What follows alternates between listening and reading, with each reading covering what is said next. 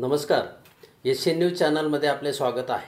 सध्या नवरात्रोत्सवाचे दिवस सुरू असताना नाशिकच्या सातपूर भागात समीकनगरमध्ये एका तरुणाचा खून झाल्याची घटना नुकतीच घडली आहे.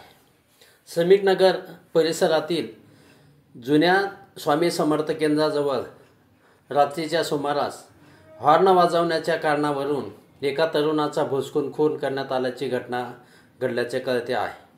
मृत तरुण बागलाण तालुक्यातील कंधाणे येथील असून जगदीश परशुराम वानखेडे असे या तरुणाचे नाव आहे. सध्या हा तरुण शिवाजीनगर येथील सोनवणे चौकात राहत होता. रात्रीच्या सुमारास वाहनावरून पुढे जात असताना काही अज्ञात तरुणांनी हॉर्न का वाजवला असा जाब विचारत त्याच्यावर हल्ला केला. या हल्ल्यामध्ये संबंधित तरुणाचा मृत्यू झाल्याचे कळते आहे.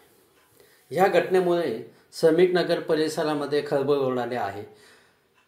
घटनेची पूर्ण दृश्य CCTV कॅमेरामध्ये कैद झाल्याचे समजते. एशियन न्यूजसाठी प्रतिनिधी सातपूर. धन्यवाद.